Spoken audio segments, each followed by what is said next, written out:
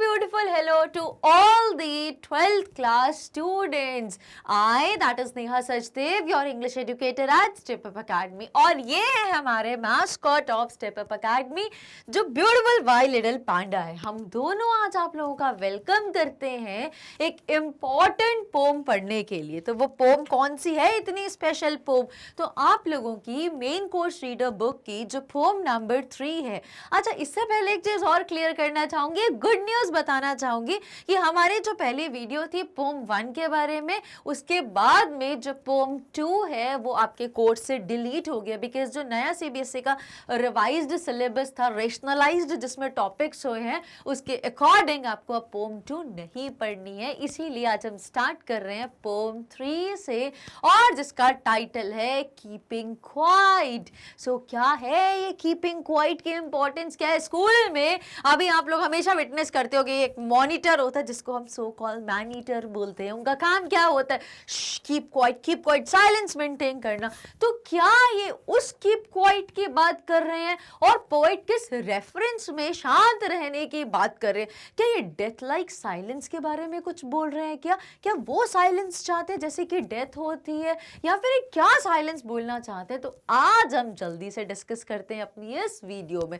सबसे पहले हम स्टार्ट करेंगे with a very brief introduction of the entire poem, और फिर हम पोम को वर्ड टू वर्ड पढ़ना शुरू करेंगे, और पोम कंप्लीट होने के बाद हम इसको समराइज वे में समझेंगे, और उसके बाद जो कुछ लिटरेरी डिवाइसेस हैं which are related to the poem उनको डिस्कस करेंगे, और इसके इमीडिएटली बाद जो एनसीईआरटी में क्वेश्चन आंसर्स दिए गए which might come in your examination, उन क्वेश्चंस को जल्दी से हम समझेंगे, और फिर आज की इस ब्यूटीफुल वीडियो को एंड करेंगे. So come students, let's try to understand this poem in very detail. सबसे पहले हम समझते हैं a very brief introduction of the entire poem. ये पोम है किसके बारे में, पोम क्या बताना चाहती है? सो द पोम, सबसे पहली चीज, इसको लिखा किसने है? So the poem is written by Pablo Neruda. Pablo Neruda कौन है? चाइल के रहने वाले एक पोएट हैं. तो वहाँ के रहने वाले लोगों को यहाँ पर जब हम आगे पढ़ेंगे तो इनको चिलियन पाब्लो बोला गया. तो चिलियन क्यों? बिकॉज ये चाइल की बिलोंगिंग है, वहाँ के रहने वाले निवासी हैं. सो Pablo Neruda's poem Keeping Quiet highlights the importance of sustaining peace and silence. तो ये पोम में क्या हाईलाइट करना चाहते हैं? कीपिंग क्वाइट में इंपॉर्टेंस क्या है ऑफ सस्टेनिंग पीस. वो चाहते हैं शांति बनी रहे, अमन बना रहे. पीस मतलब वो ये नहीं चाहते कि वॉर लाइक सिचुएशन हो, लड़ाई झगड़े हो लोगों में, लोगों के दिमाग में बहुत सारे डिस्ट्रक्टिव थॉट्स, वो ये सारी चीजें नहीं चाहते. और वो क्या रहते हैं कि शांत हो जाओ. मतलब हम जो लोग हैं वो क्या करते हैं, अपने दिन जो सुबह से हम लोग उठते हैं, पूरा दिन एक के बाद एक एक्टिविटी, एक के बाद एक, विदाउट टेकिंग एनी पॉज. और वो पॉज किस सेंस में बोलना चाहते हैं? वो क्यों चाहते हैं कि हम थोड़ी देर के लिए बिल्कुल शांत हो जाएं? तो ऐसी क्या चीज है जो वह पोएट हमें बताना चाहते हैं वो शांत रहने के लिए? Now the importance of sustaining peace and silence. तो साइलेंस की क्या इंपॉर्टेंस है? शांत रहना क्यों जरूरी, और किस सेंस की शांति की बात करी जा रही है? और सस्टेन पीस, पीस को सस्टेन होना चाहिए, पीस रहना चाहिए, शांति रहनी चाहिए. He emphasizes being peaceful and non-harmful to humans, animals and the environment. और इसके साथ साथ क्या बोल रहे हैं कि पीस को तो हमें मेंटेन करना ही है, शांति तो हमें रखनी ही है, अमन चैन होना चाहिए एक कंट्री में, एक कम्युनिटी में, एक नेशन में, एक एंटायर वर्ल्ड में. और उसके साथ साथ हमें हार्मनी में काम करना चाहिए. हार्मनी मतलब हम लोगों में ह्यूमैनिटी होनी चाहिए दूसरे लोगों के लिए, चाहे वो लिविंग हो या फिर वो नॉन लिविंग क्यों ना हो. तो यहाँ पर किस किस के लिए हमें हार्मनी रखनी चाहिए, या किस किस के लिए हमें लव और रिस्पेक्ट दिखाना चाहिए? Not only towards human but also towards animals, birds, plants, and the most important is the environment, जो हमें सर्वाइवल दे रही है, जो हमें सस्टेन करके रख रही है. तो इन सारी चीजों के लिए, ह्यूमंस, एनिमल्स, एनवायरनमेंट के लिए हमें क्या होना चाहिए? हमें नॉन हार्मफुल होना चाहिए, हमें इनके साथ फ्रेंडली होना चाहिए, हमें इनको इक्वल रिस्पेक्ट देनी चाहिए. Now, he also claims that to sustain peace and harmony, we must take time to pause and reflect, keeping quiet. अब क्या बोल रहे हैं यहाँ पर, ये सब अगर हमें करना है, हमें बिल्कुल अब दिमाग हमारा पीसफुल होना चाहिए, हमारा दिमाग बहुत शांति होनी चाहिए, हमें हार्मनी और हार्मोनियस होना चाहिए, हमें हार्मनी में वर्क करना चाहिए।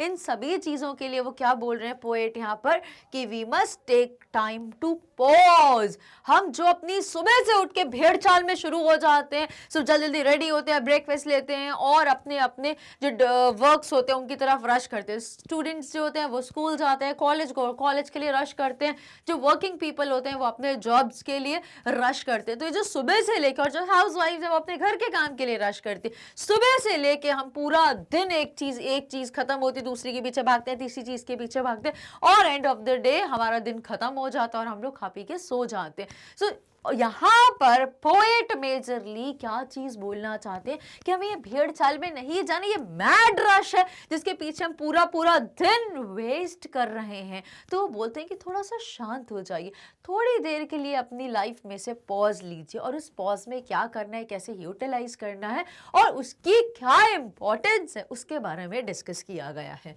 सो he claims that to sustain peace and harmony we must take time to pause and reflect। अब ये क्या है, पॉज करो और रिफ्लेक्ट करो। अब ये जो बोलना चाहता है, this is what the entire theme around which the poem is revolving, introspect. तो यहाँ से हमें क्या समझ में आ रहा है, क्या बोलना चाहते हैं इन दो चीजों के कॉम्बिनेशन से, दैट इज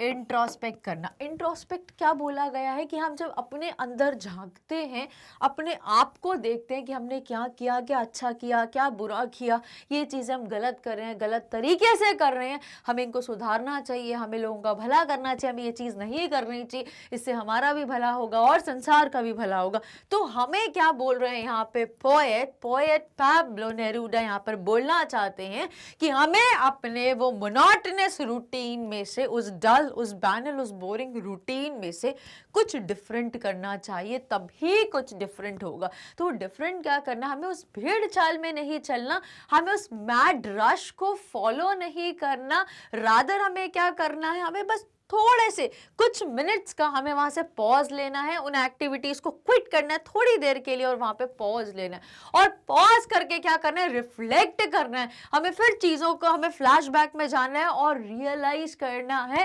एनालिसिस करना है कि हमने अपने पास्ट में क्या क्या चीजें करी, हमने वैसा करा, उसके साथ ऐसा बिहेव करा, फिर ऐसा रिएक्शन हुआ, फिर ये हुआ, तो हमने क्या चीजें अच्छी करी हैं, क्या चीजें बुरी करी हैं, कितनी अच्छी चीजें हमने बुरी तरीके से करी हैं बट हमने दिखाया कि हमने अच्छा करा है। तो ये जो सारी चीजें हैं जो कहीं ना कहीं हमारा मेंटल पीस खत्म करती हैं, बिकॉज हमें तो बहुत अच्छे से पता है कि हमने किसके साथ अच्छा और किसके साथ बुरा करा है और किस तरीके, गलत तरीके से करा है वो चीज को, तो हमें बहुत अच्छे से पता रहती है और वो कहीं ना कहीं क्या करती है, हमारे मेंटल पीस को डिस्टर्ब करने में हेल्प करती। तो यहाँ पे पोएट उन चीजों को एम्फसाइज कर रहे हैं कि एक छोटा सा पॉज लो और क्या करो, इंट्रोस्पेक्ट करो, रिफ्लेक्ट करो, अपने अंदर देखो आपके अंदर क्या कमियां हैं, क्या अच्छाइयां हैं और फिर चीजों को रेक्टिफाई करो और अब आगे जो वॉक स्टार्ट करोगे वो आपकी वॉक होगी which would lead you towards the betterment, not only the betterment of your personality but also towards the betterment of the entire nation. अब Keeping Quiet poem is written in free verse and hence has no rhyme scheme. अब ये जो pome जो लिखी गई है इनके बारे में एक खास चीज बता रही हूँ, इट इज दैट कि जो पोम लिखी है पाब्लो नेरूदा ने वो बहुत ही फ्री वर्ड्स में लिखी गई, मतलब से राइम स्कीम नहीं है। राइम स्कीम एक पोएटिक डिवाइस होता है जिसके बारे में अगर आपने पुरानी वीडियो देखी होगी तब भी मैंने वर्ड यूज करा था। Let me explain once again जिन्होंने वो वीडियो नहीं देखी। तो राइम स्कीम का मतलब होता है जैसे एंड के जो वर्ड्स होते हैं वो राइम करते हैं। जैसे आपने देखा होगा स्काई, हाई, फ्लाई, क्राई, तो ये जो वर्ड्स राइमिंग वर्ड्स जो पोम के एंड में बनते हैं पोम को राइम स्कीम देने के लिए, वो यहाँ पर ये पोएट ने यूज नहीं करे, बहुत ही फ्री वर्ड्स में अपनी पोम को लिखा है, जिसको आगे अब हम जस्टिफाई करने वाले हैं। So I hope the very brief introduction of Pablo Neruda's poem Keeping Quiet is quite clear to you. Now, let's start reading with poem word by word. अब यहाँ से हमारी poem start होती है जो as it is हमने आपकी NCERT book से ली गई है. Let's start. Now we will count to 12 and we will all keep still. अब यहाँ पे poet start करते हैं कहाँ से? We. अब we कौन है? We humans. हम सब लोगों को बोला गया है. So, now We will count to 12. अब हम 12 तक गिनेंगे और जब 12 कंप्लीट हो जाएंगे we will all keep still. हम जहां पर हैं, जैसे हम वो खेलते थे ना बचपन में, वो लाइक ऐसे से घूम के फिर स्टॉप, तो सब स्टैच्यू हो जाते, तो बिल्कुल ऐसा ही हमें स्टैच्यू ऐसे ऐसे पोज में नहीं होना, बट जो भी हम कर रहे हैं वो सारी चीजों को थोड़ी देर के लिए क्विट कर देंगे और हम बिल्कुल स्टिल हो जाएंगे, बिल्कुल शांत हो जाएंगे. अब यहाँ पर ये क्या बोलेगा? Now we will count to 12. ये 12 के लिए वो 10 भी बोल सकते थे, वो 20 भी बोल सकते थे, वो कुछ और फिगर भी ले सकते थे, उन्होंने 12 नंबर क्यों लिया? तो 12 प्रोबेबली जो इस पोम में जो कंसीडर किया गया है सबसे majorly it refers to the 12 hours of the clock. अब ये जो 12 घंटे का जो टाइम डिवीजन रहता है उसको बोला गया, तो 12 घंटे की जो एक साइकिल रहती है उसको रेफर कर रहा है 12, और 12 आपके ज़ोडिएक साइंस होते हैं. तो आप एक चीज समझिए कि ज़ोडिएक साइंस का मतलब है जितने भी लोग आते हैं, बिकॉज जो 12 साइंस है वो कहीं ना कहीं हर इंसान को कवर कर रहे हैं, और जो 12 आवर्स है वो उनकी वर्किंग को, तो ह्यूमन और उनकी वर्किंग को बताया गया है. So now we will count to 12 and we will all keep still. तो अब यहाँ पे पोएट बोलते हैं कि अब हम 12 तक गिनेंगे और मेरे 12 गिनने तक सब आप लोग बिल्कुल स्टिल हो जाना, बिल्कुल शांत हो जाना, जो भी आप टास्क कर रहे हो उसको थोड़ी देर के लिए क्विट कर लेना. For once on the face of the earth, let's not speak in any language. अब क्या बोल रहे हैं? face of earth यहाँ पे क्या रेफर कर रहे हैं? So for once on the face of the earth, मतलब एक पल के लिए हम अपनी मदर अर्थ की शांति के लिए उसको कंसीडर करते हुए हम क्या करें? थोड़ी देर के लिए शांत हो जाएं. और let's not speak in any language. अब हमें कोई भाषा का यूज नहीं करना, हमें कोई भी भाषा नहीं बोलनी है. जैसे कि हम हिंदी बोलते हैं, कुछ लोग इंग्लिश बोलते हैं, कुछ लोग उर्दू, फारसी, गुजराती, किसी को कोई भी लैंग्वेज का यूज नहीं करना. किसी भी प्रकार का कोई कम्युनिकेशन नहीं होना चाहिए किसी के भी बीच में. Let's stop for 1 second. और क्या बोल रहे हैं? हमें क्या करना है? Let's stop at least for 1 second. एक सेकेंड के लिए हम शांत होकर तो देखिए. And not move our arms so much. और यहाँ पर क्या बोल रहे हैं कि जब हम बिल्कुल शांत हो जाएंगे तो क्या प्रिवेल करेगा? जब हम कोई भी लैंग्वेज में बात नहीं करेंगे. Let's not speak in any language. किसी भी भाषा में हमें बात नहीं करनी है. तो इससे क्या होगा? साइलेंस प्रिवेल होगा. इट वुड बी लाइक किसी ने हमें वार्न करा है, keep quiet, finger on your lips. तो वो मोमेंट होगी और उस समय हम क्या एक बहुत स्ट्रेंज फीलिंग को फील करेंगे. वो स्ट्रेंज फीलिंग कौन सी होगी? साइलेंस की, प्रिवेलिंग पीस. हमें ऐसा लगे बहुत ही शांति हो गई, बहुत ही साइलेंट हो गया है. अब फिर उस समय हम क्या क्या चीजों को ऑब्जर्व करेंगे उसके बारे में आगे पढ़ते हैं. तो अब यहाँ पर फिर से एक बार रिपीट करते हैं. For once on the face of the earth let's not speak in any language. Let's stop for at least 1 second. एक सेकेंड के लिए तो हम पॉज लेके देखें. And not move our arms so much. अब आर्म्स यहाँ पे एग्जैक्टली हाथों को तो बता रहा है, लेकिन किस सेंस में आर्म्स वर्ड यूज करा गया है उसको समझते हैं. तो आर्म्स यहाँ पे क्या बता रहा है कि जब भी हम कोई एक्टिविटी करते हैं तो हमारे हैंड तो मूव होते हैं. हम कोई भी एक्टिविटी कर रहे हैं बोलने के सिवा तो हमारे हाथ ज़्यादा यूज़ नहीं होते. बट कुछ भी अगर हम फिजिकल एक्टिविटी करते हैं तो हैंड्स का मूवमेंट सबसे इंपॉर्टेंट है. एक बार आप स्टिल खड़े हो सकते हो बट हैंड्स का मूवमेंट तो होगा ही होगा. बोलोगे तब भी hands movement, but obviously gesture का यूज़ होगा. तो वो यहाँ पर आर्म्स 2 सेंस कन्वे कर रहा है. एक आर्म्स आपके जेस्चर्स बताने के लिए यूज हो रहा है. जो हम बहुत सारे हैंड मूवमेंट्स करते हैं in order to justify our thoughts, और दूसरा जो आर्म्स है ये वेपन्स बताने के लिए यूज किया जा रहा है। तो आर्म्स बोलते हैं ना, आर्मामेंट्स, वो सारी चीजें। तो यहाँ पर वो आर्म्स भी क्यों बोल रहे हैं, ये उनको रेफर कर रहे हैं, वो बॉर्डर्स पे जो हमारे सोल्जर्स हमें प्रोटेक्ट करने के लिए, डिफेंड करने के लिए जो खड़े हैं, बिल्कुल तैयार हैं, ready on single foot to fight. तो उनको बोला जा रहा है कि आप लोग भी थोड़ी देर के लिए, आपके दिमाग में जितने नेगेटिव थॉट्स आ रहे हैं कि हमें उनको मारना है, उनको खत्म करना है, उनको अपनी कंट्री में नहीं आने देना, तो 2 सेकंड के लिए, 2 सेकंड के लिए एटलीस्ट हम ये सोच के देखें कि everything is going good around, और हमें बिल्कुल शांत रहना है, चाहे हमें कोई मार भी क्यों ना दे, लेकिन हमें अपने वेपन्स का यूज नहीं करना, और हथियार को नीचे रख दो, अब शांत हो जाइए थोड़ी देर के लिए। अब वो बोलेंगे रिफ्लेक्ट करने के लिए और इंट्रोस्पेक्ट करने के लिए। तो अभी यहाँ पे आर्म्स किसको बोला गया है, not move our arms so much, हम इंसानों के लिए कि हमें बिल्कुल हाथों का यूज नहीं करना, बिल्कुल स्टिल हो जाना, कोई भी काम नहीं करना है, किसी भी एक्टिविटी में इन्वॉल्व नहीं होना, बिकॉज हम स्टिल रहने की बात कर रहे हैं, लाइक स्टैच्यू लाइक फीलिंग की बात कर रहे हैं। और दूसरा ये उन सोल्जर्स को भी रेफर कर रहे हैं कि जो कि आर्म्स लेके, जो कि हथियारों के साथ बिल्कुल तैनात है, वो उनको भी बोल रहे हैं कि आप लोग भी बिल्कुल थोड़ी देर के लिए शांत हो जाइए। अब ऐसा क्यों बोला जा रहा है बार बार, शांत रहने के लिए, कीपिंग क्वाइट के लिए, साइलेंस के लिए, ऑफ कोर्स वो चाहते हैं पीस और हार्मनी। और इसके साथ साथ अब क्या बोला गया, let's read further. It would be an exotic movement.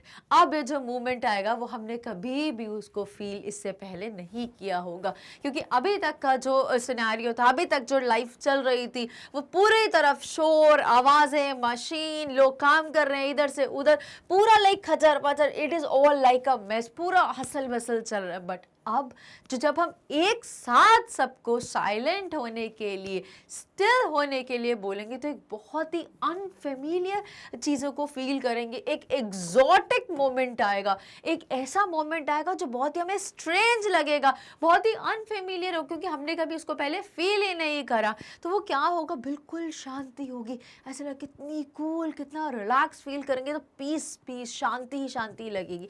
तो ये उस मोमेंट के बारे में बात कर रहे हैं। And that exotic moment without rush, without engines, we would all be together in a sudden strangeness। और क्या बोल रहे हैं, उस मोमेंट में कोई मैड रश में नहीं भागेगा, कोई एक के पीछे, कोई अपने टारगेट्स को फुल करने के लिए, कोई अपने क्लाइंट से मिलने के लिए, कोई अपने सब्जेक्ट्स को पढ़ाने के लिए, कोई अपनी कोचिंग जाने के लिए, कोई किसी काम के लिए नहीं भागेगा।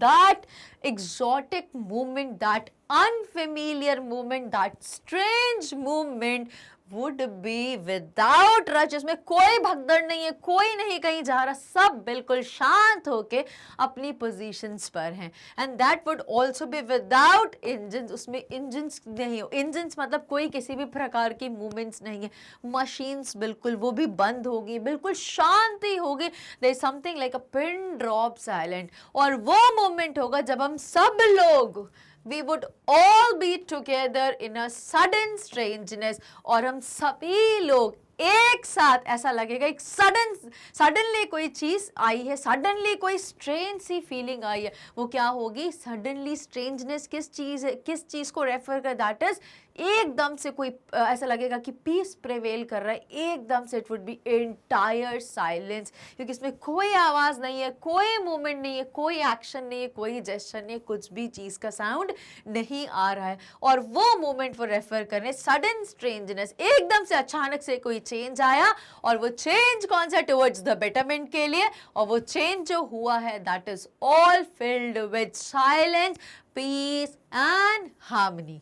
Now, fishermen in the cold sea would not harm whales। अब वो क्या बोल रहे हैं, जो फिशरमैन हैं वो भी मतलब जो जिस प्रोफेशन में है, जिस चीज़ को हार्म कर रहे हैं, वो भी ऐसा कोई काम नहीं करेंगे। तो हम इसको ऐसा भी समझ सकते हैं कि हम जो ह्यूमंस हैं, हम अपने ही लोगों को पीछे करने के लिए, लोगों को हराने के लिए, बैक पुल करने के लिए बैक बाइट करते हैं, बिचिंग करते हैं। तो ये सारी चीज़ें अब हम नहीं करेंगे, बिकॉज हम इंसान क्या क्या करते हैं, हमारे दिमाग में बहुत पोल्यूटेड माइंड है, सबके लिए गलत थॉट्स हैं, नेगेटिव एटीट्यूड है। अब वो हम सारी चीज़ें थोड़ी देर के लिए क्या कर रहे हैं, पॉज ले रहे हैं उन चीज़ों से, उन चीज़ों को हॉल्ट दे रहे हैं थोड़ी देर के लिए।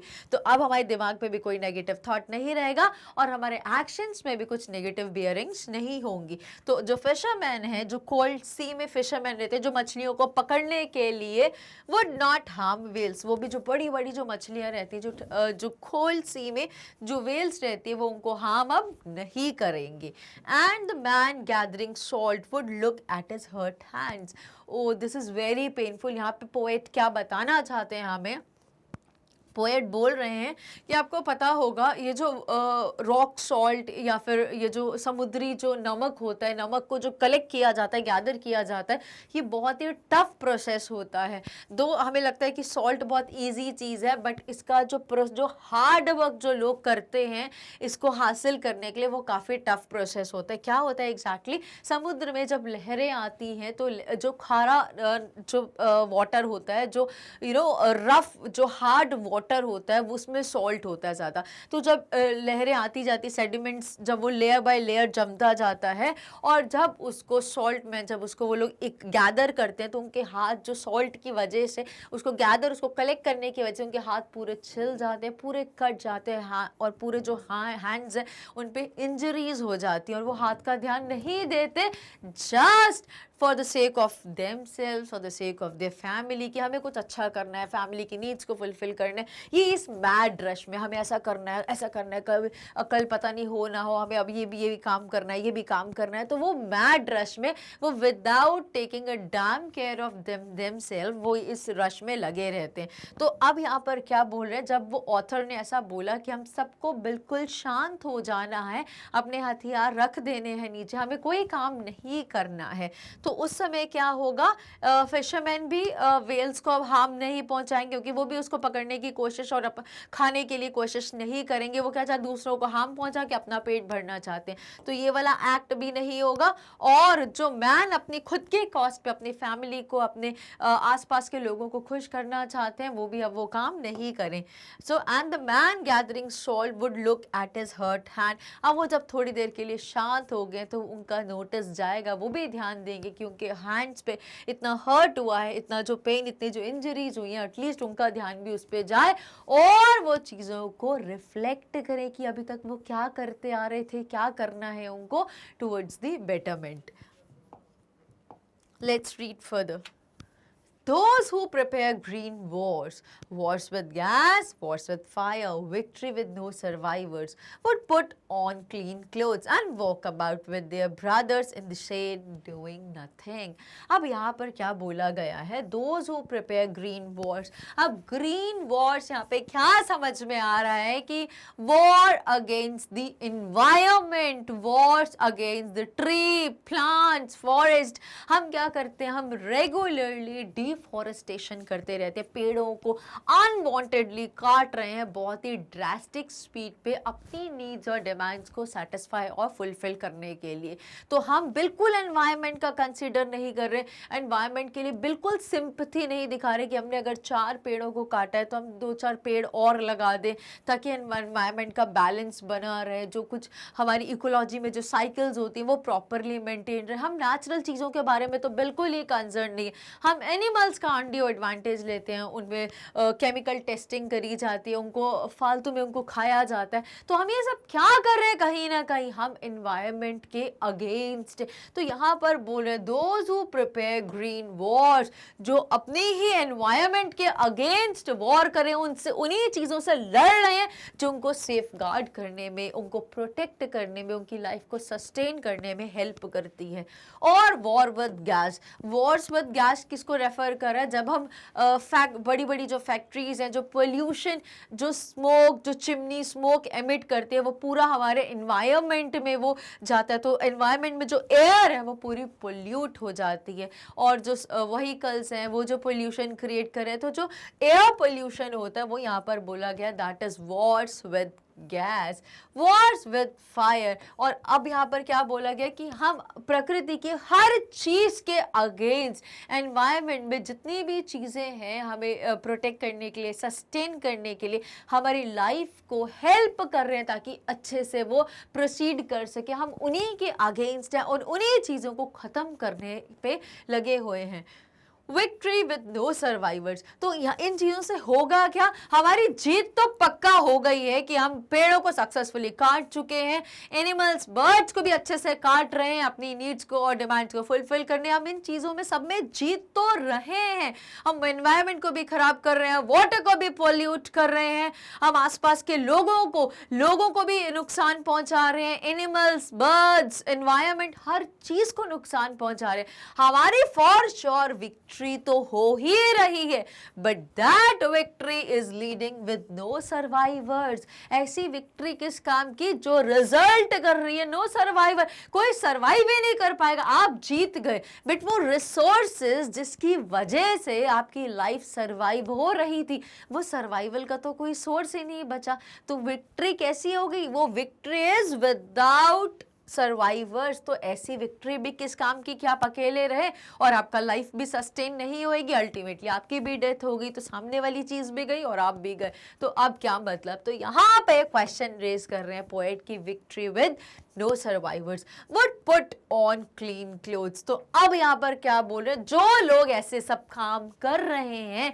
दे should try to put on clean clothes. अब यहाँ पर क्लीन क्लोथ्स क्या बता रहा है, क्लीन क्लोथ्स का मतलब ये नहीं कि वो मिट्टी मिट्टी खुद के आए, गंदे कपड़े पहने अब साफ कपड़े पहन ले। It is all about changing their thoughts, changing their ideas, how they feel towards the environment। उनका जो पर्सपेक्टिव है, उनका जो सोचने का नजरिया है, उसको चेंज करने की अब बारी आ गई है। मतलब वो सारे लोग, वो पूरी एंटायर पॉपुलेशन जो वॉर कर रही है अगेंस्ट द एनवायरनमेंट, जो वॉर कर रही है विद द एयर, जो वॉर कर रही है विद फायर, और जो ऐसी विक्ट्री हासिल कर चुकी है जिसमें कोई भी सरवाइव नहीं कर पा रहा है, सर्वाइवल ही पॉसिबल नहीं है उस केस में, they would put on clean clothes. अब उन लोगों का टाइम आ गया है जिनको अपनी सोच को बदलना होगा, अपने सोचने के नजरिए को चेंज करना होगा और एक पॉजिटिव थॉट को डेवलप करना होगा। And walk about with their brothers, और लोगों से ब्रदरन की फीलिंग रखेंगे, भाईचारा होगा दो लोगों में, लोग दूसरे इंसानों से प्यार की भाषा यूज करेंगे, उनको अपना भाई समझेंगे, उनको कोई नुकसान नहीं पहुंचाएंगे, हार्मनी में रहेंगे लोगों के साथ, उनके साथ प्यार करेंगे, पीस प्रिवेल होगा। In the shade doing nothing, और इन द शेड क्यों बोला गया है, इन द शेड यहाँ पे रेफर कर रहा है इन द गुड लाइट की, इस प्योर एनवायरनमेंट में, इस क्लीन, इस ग्रीन एनवायरनमेंट में सिर्फ पीस प्रिवेल करेगा, सिर्फ हेल्दी फीलिंग, ब्यूटीफुल स्माइल, ये सारी चीजें फिर प्रिवेल करेंगे अगर ये सारी चीजें हो पाई तो। Doing nothing, okay let me read once again. And those who prepare green wars, war with gas, wars with fire, victory with no survivors would put on clean clothes and walk about with their brothers in the shade doing nothing। और doing nothing का मतलब ये नहीं कि कुछ भी नहीं करेंगे बस जिंदगी और वैसे ही बैठे रहेंगे, it's not about that, but doing nothing यहाँ पर रेफर कर रहे हैं कि जो ऐसी हार्मफुल एक्टिविटीज करते हैं अब वो ऐसी कोई एक्टिविटी नहीं करेंगे। मतलब अब उन्होंने अपने बारे में चीज़ों, उन्होंने जब जो भी गलत काम, जो भी अच्छा काम कर रहे थे, गलत तरीके से कुछ अच्छे काम कर रहे थे, उन्होंने उन सब चीज़ों पर लाइट डाली और थोड़ा सा पॉज लिया और चीजों को सोचा कि अब मैंने ऐसा गलत करा, उसके साथ ही मैंने उसको अच्छा तो करा बट गलत तरीके से करा, किसी को मार के उसको वो गिफ्ट दिया, गलत पैसा चुरा के मैंने उसको वो चीज़ दी। तो ये सारी चीज़ों को जब हमने इंट्रोस्पेक्ट किया, जब हमने रिफ्लेक्ट किया, अपने अंदर झांका, तो हमें रियलाइज हुआ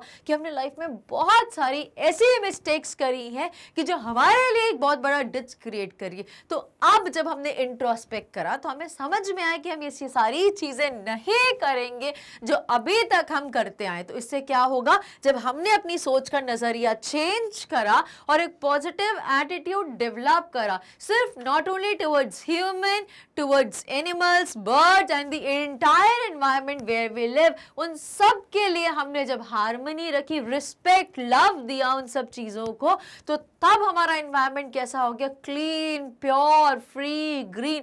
उस एनवायरनमेंट में भाईचारे की फीलिंग है, प्यार की फीलिंग है, और हम सबको अपना भाई समझ के इक्वली लव, रिस्पेक्ट दे रहे हैं। और तब हम क्या कर रहे हैं, तब हम उस पीस एनवायरनमेंट में मूव कर रहे हैं विदाउट डूइंग एनी इल प्रैक्टिस। तो ये मैसेज दिया था इस स्टैंजा ऑफ पोएम में।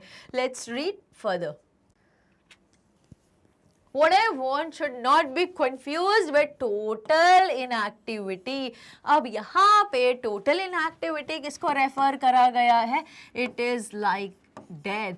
अब यहाँ पे पोएट बहुत क्लियरली कन्वे कर रहे हैं कि जो मैं चाहता हूं, जो मेरा पर्पस है, जो मैं बोलना चाहता हूं, inactivity, silence, peace, still, keep quiet, उनका पर्पस ये नहीं है कि डेथ मतलब कि खत्म हो जाए, इंसान मर जाए और बिल्कुल death like peace. No, they are not talking about that. तो पोएट अपना पॉइंट बहुत क्लियर कर रहे हैं कि वो डेथ नहीं चाहते, वो चाहते हैं कि वो एक्टिव लाइफ के बीच में एक हॉल्ट आया जाए या एक पॉज लिया जाए, जिसमें हर इंसान अपने पास्ट डूइंग्स को रिफ्लेक्ट करे और आगे उनको रेक्टिफाई करने की कोशिश करे। और हर बार हमारा एक एफर्ट होना चाहिए which would not only lead us towards the betterment but the entire nation towards progress. वो इन चीजों पे एम्फसाइज कर रहे हैं। तो वो बहुत क्लियरली बोलते हैं, what I want it should not be confuse with total inactivity नहीं बोल रहे, वो डेथ लाइक कंडीशन नहीं बोल रहे, एक्टिविटी हो बट विथ प्रॉपर ब्रेक्स, और उस ब्रेक्स में रिफ्लेक्ट या इंट्रोस्पेक्ट किया जाए। Life is what it is about, और लाइफ तो है ही, लाइफ का पर्पस ही है, लाइफ का मतलब तो चलना ही है, लाइफ का मतलब तो मूवमेंट है, लाइफ का मतलब तो एक्टिविटी है, एक्शन है। तो लाइफ तो वो जो है वो तो चलेगी ही चलेगी, लाइफ का तो काम ही है। लेकिन हम उस लाइफ में एक मैड रश ना करें, हम प्रॉपर टाइम पे पॉज लेते रहें, इंटरवल्स में हम अपने आप की चीजों को रिफ्लेक्ट करें और इंप्रूव करने की कोशिश करते रहें। I want no truck with death. अब यहाँ पे एक बहुत इंपॉर्टेंट चीज पोएट बोल रहे हैं कि उनका बिल्कुल ऐसा कोई कंसर्न नहीं है, क्योंकि उन्होंने पहले ही हमें अलार्म कर दिया था, पहले ही हमें बता दिया था कि he want even the soldiers standing on the border in order to safeguard their countries. वो नहीं चाहते कि थोड़ी देर के लिए अननेसेसरी वो किसी को मारे, काटे, उनकी लाइफ को खत्म कर दें, खून बहे, वो थोड़ी देर के लिए वो नहीं चाहते। और वो उन सोल्जर्स को भी मेडल करते हुए बोलते हैं कि आप अपने वेपन्स, सोल्जर अपने वेपन्स को, अपने आर्म्स को थोड़ी देर के लिए नीचे रख दीजिए। So what he want, poet यहाँ पे बोलते हैं कि he want no truck with death. उनको ऐसा कोई मतलब ट्रक विद डेथ, ऐसा नहीं कि कोई ट्रक में डेथ्स आ रही हैं, बट वो ऐसा नहीं चाहते कि भर भर के डेथ्स। आपने सुना होगा जब भी कोई वॉर लाइक कंडीशन होती है या फिर जब सोल्जर जब वॉर में आते हैं तो ऐसी ही कंडीशन होती है, इट इज जस्ट लाइक इतनी डेथ्स होती हैं कि जो अनकाउंटेबल होती है। तो यहाँ पे पोएट क्लियर कर रहे हैं कि वो ये बिल्कुल नहीं चाहते हैं, क्योंकि वो क्या चाहते हैं, वो वॉर के अगेंस्ट है, वो एंटी वॉर फीलिंग्स में बिलीव करते हैं, वो पीस, ह्यूमैनिटी, भाईचारे में बिलीव करते हैं, वो हार्मनी में बिलीव करते हैं। तो यहाँ पर क्या बोल रहे हैं, to have no truck with death यहाँ पे किसको रेफर कर, टू रिफ्यूज टू एसोसिएट और deal with, to refuse to tolerate something. वो यहाँ पर बोल रहे हैं कि ऐसी कोई चीज को आप लोग मत करिए जिससे कि ह्यूमैनिटी खत्म हो जाए, जिससे कि ह्यूमैनिटी खराब हो जाए, बर्बाद हो जाए और ऑल टुगेदर एंड हो जाए। तो वो बिल्कुल ऐसा नहीं चाहते कि आप किसी से वॉर करिए और जिसका रिजल्ट हो कि लाइफ एंड हो जाए। He doesn't want anything such like. If we were not so single-minded about keeping our lives moving and for once could do nothing, perhaps a huge silence.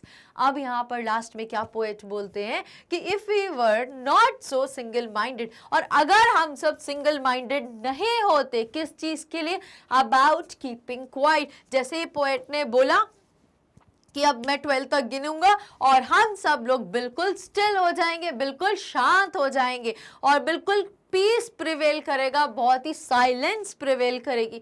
तो वो जो साइलेंस, वो जो piece की बात हो रही है, यहाँ पर पोएट बोलते हैं कि if we were not so single minded, अगर हम सबकी सोच एक नहीं होती तो क्या होता।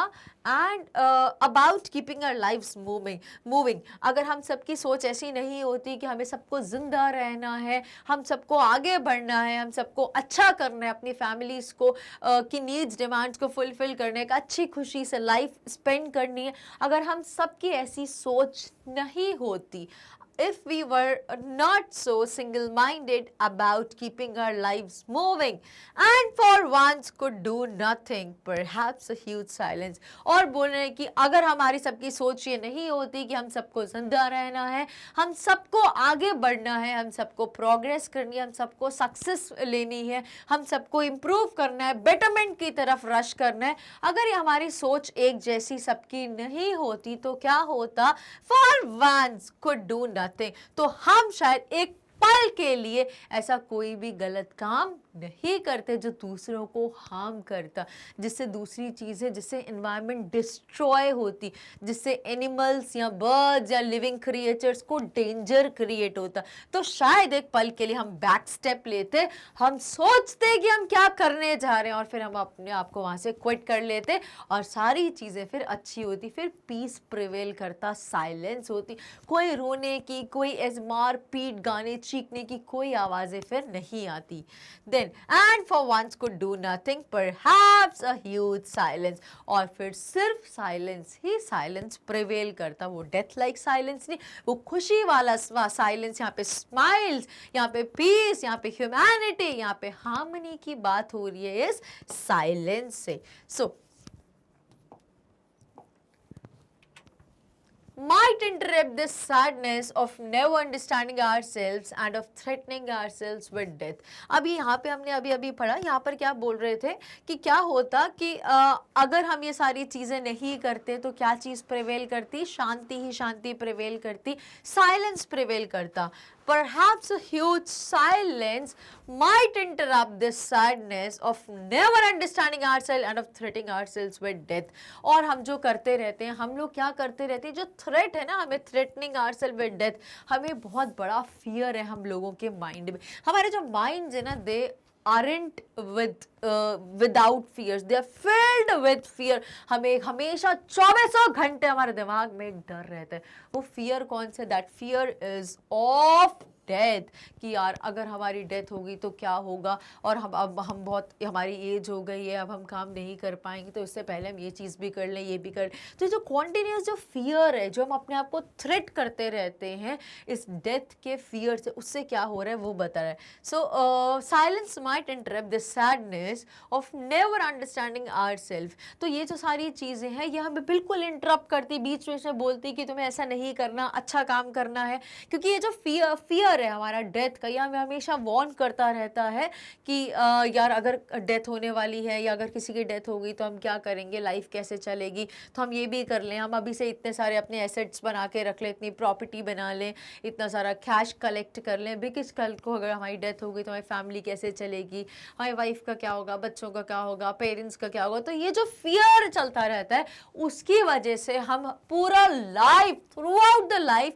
हम बिल्कुल इसको एंजॉय नहीं करते, रिफ्लेक्ट नहीं करते, इंट्रोस्पेक्ट नहीं करते, और बस एक मैड रश में कॉन्टिन्यूसली मूव करते रहते हैं, जिसकी वजह से कभी भी लाइफ बेटर तो हो ही नहीं पाती और आसपास की जो चीज़ें हैं वो और डिस्ट्रॉय हो जाती। तो यहाँ पर वो मैसेज देना चाहते हैं कि विच दैट साइलेंस माइट, अगर वो साइलेंस इंटरप्ट करे तो हो सकता है ये जो सैडनेस है ऑफ नेवर अंडरस्टैंडिंग आवरसेल्फ, हम खुद को तो कभी कुछ समझते ही नहीं, अपनी नीड्स क्या है, हमारी भी कुछ नीड्स है, हमें भी अपने हाथों को ब्रेक देना चाहिए। वो सॉल्ट को कलेक्ट करके हमारे हाथ बिल्कुल छिल गए हैं, हमें अपने हाथों की तरफ ध्यान देना चाहिए। हम वेपन्स उठा के, फायर वर्क उठा के हम बस दूसरों को नुकसान पहुंचाने के लिए ऑलवेज रेडी है। हमने कभी नहीं सोचा कि इससे हमारी फैमिली पे, हमारी पर्सनल इमेज पे क्या इम्पैक्ट हो रहा है। इन सब चीज़ों के लिए बिल्कुल केयरलेस है, बिल्कुल थॉटलेस है।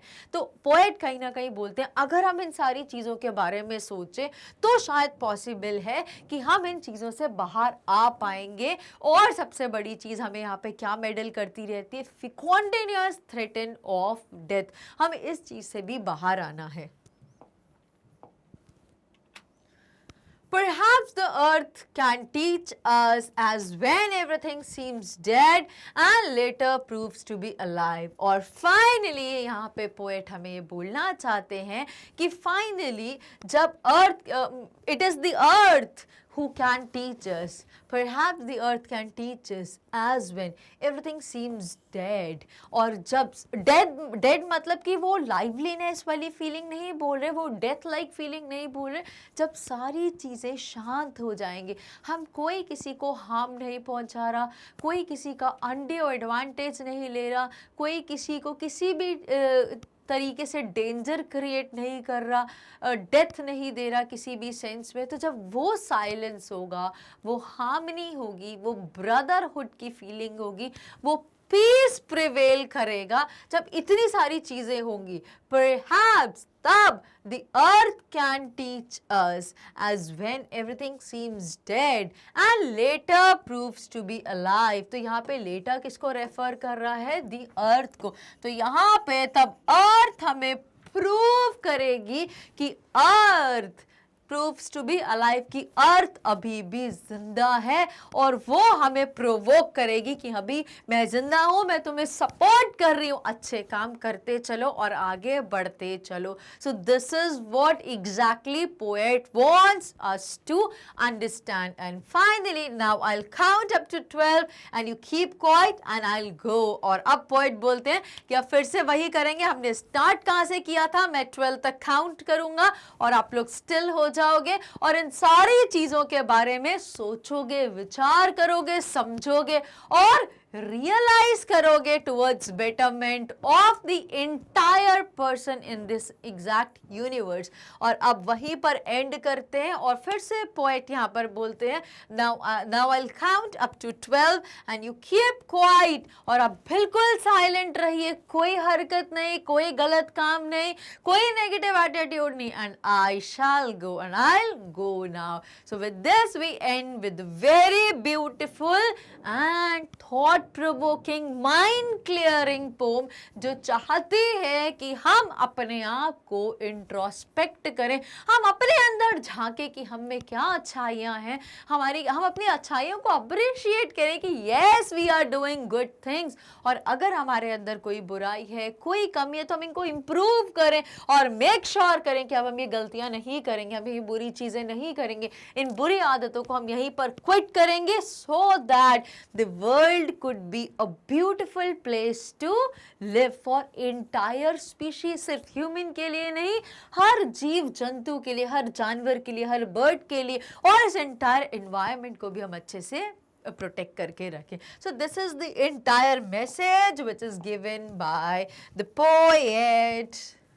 नाउ अब हम डिस्कस करते हैं कीपिंग क्वाइट की समरी को। So keeping quiet is a peace poem. ये कौन सी पोम है? पीस, शांति, अमन जाती है, written by Chilean, a native और इनहैबिटेंट ऑफ चाइल्ड, जिसका नाम है पाब्लो नेरूडा। सो पाब्लो नेरूडा चाइल्ड के नेटिव हैं, जो हमने स्टार्टिंग में डिस्कस किया था, और उन्होंने ये कीपिंग क्वाइट लिखी है जिसका पर्पस है पीस, शांति, साइलेंस। और कहीं ना कहीं ये पीस और ये साइलेंस किसको रेफर कर रहा है? ये हैप्पीनेस को रेफर कर रहा है।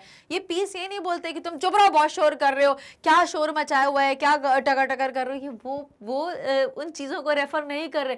ये उन चीज़ों से होने वाली शांति की बात नहीं कर रहे, उन चीज़ों को स्टॉप कराने के लिए पीस नहीं बोल रहे, बट ये चाहते हैं कि जो भी इंसान एक्टिविटी कर रहा है थोड़ी देर के लिए हॉल्ट ले और सोचे समझे विचार करे, इंट्रोस्पेक्ट करे और फिर मूव करे। So that exactly is the message which is conveyed by the poet Pablo नेरूडा।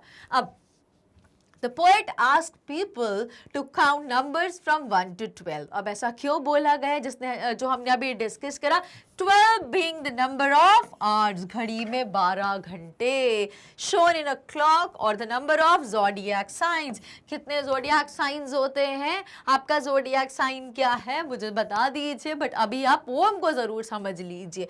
He requests everyone, और यहाँ पे पोएट पाब्लो नेरूडा रिक्वेस्ट करते हैं हर एक ह्यूमन बीइंग को not to speak because languages create barriers between people. अब यहाँ पे ऐसा क्यों बोल रहे हैं कि किसी को कोई भी भाषा में कुछ भी नहीं बोलना है, कोई भाषा का यूज़ नहीं करना, आपको हिंदी में नहीं बोलना, इंग्लिश में नहीं बोलना, आपकी मदर टंग में नहीं बोलना, कोई और लैंग्वेज सीखे तो उसमें भी नहीं बात करनी, वो सिर्फ एक भाषा बोलवाना चाहते हैं. That is the language of love, that is the language of silence, जहाँ पे हम शांत रहेंगे, बिल्कुल पीस में रहेंगे, मौन रहेंगे, सोच बस अपने अंदर की चीजों को हम इंट्रोस्पेक्ट करेंगे. Now the moment when everyone stops moving their body will be very special and different as we have never experienced such a moment before and it would be strange environment. और अब क्या बोल रहे हैं कि ऐसा जो वो मोमेंट आ जाएगा जहाँ पे कोई इंसान कोई भाषा का यूज़ करके कुछ भी बात नहीं करेगा, अपने हाथों तक का यूज़ नहीं करेगा, हथियारों का यूज़ जिनसे वो काम करते हैं, कोई कैंची से काम करता है और कोई सुई धागे से काम करता है, कोई लकड़ियों से काम करता है, कोई हथौड़ों से काम करता है, कोई किसी वेपन का किसी भी प्रकार का आर्म्स का यूज नहीं करेगा.